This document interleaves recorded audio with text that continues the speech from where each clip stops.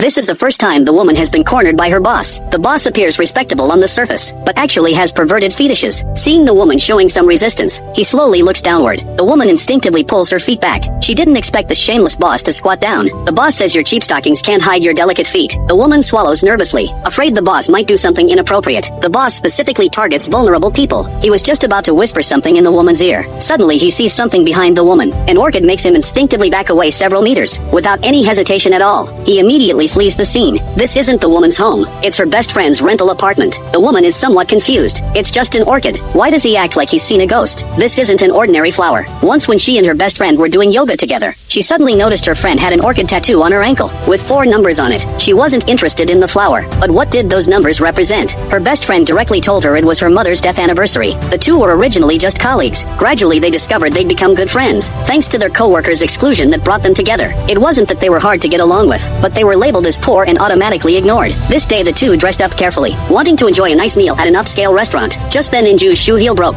Although it wasn't expensive, it was her most presentable shoe. Seeing Inju's distress, her best friend took off her own shoes, and told her to put them on. She also took off her jacket and put it around her. The moment she put on the shoes, she marveled at how comfortable they were. Her best friend casually said she spent a year's salary on them for her birthday, knowing the shoes were designer. Inju also looked at the clothes. Sure enough, they were also designer. Her best friend said 3 words, "They're knockoffs," knowing they were both broke. She didn't think much of it when she pretended to be wealthy and entered the restaurant. The shoes on her feet had already given her away. Initially Inju was somewhat worried. This place was ridiculously expensive. Her best friend told her not to ask about prices. We're pretending to be rich people. The two were like children playing dress up. When Inju went to the restroom, the woman in red who had been watching her followed her in. She first carefully examined the shoes, then struck up a conversation, saying what a coincidence it was. They were wearing the same shoes. There are only 3 pairs of this style in the entire country. People who wear luxury shoes always meet in luxury places. She quietly took note of these words. She was also becoming suspicious. How could her best friend afford to buy these shoes? During dinner she specifically asked her friend, "Are the rumors about you and the boss true?" Learning there was no such relationship between them, she defended her friend. "You should have clarified on the spot, and shut up those gossips." Her best friend seemed indifferent. She didn't mind. After all,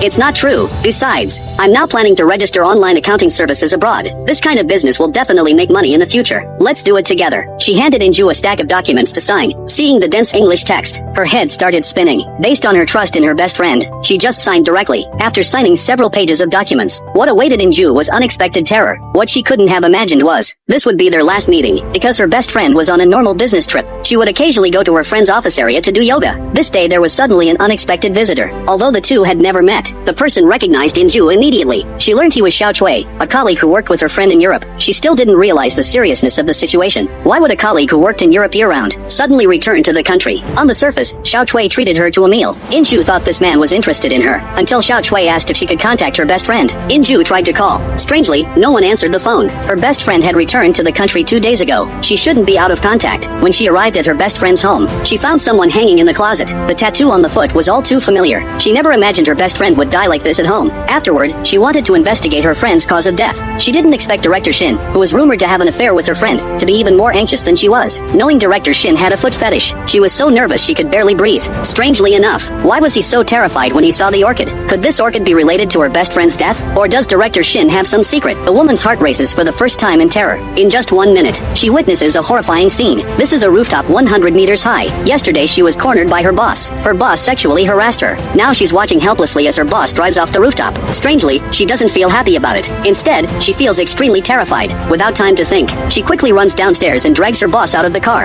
After calling for an ambulance, she suddenly sees something familiar. An orchid looks very out of place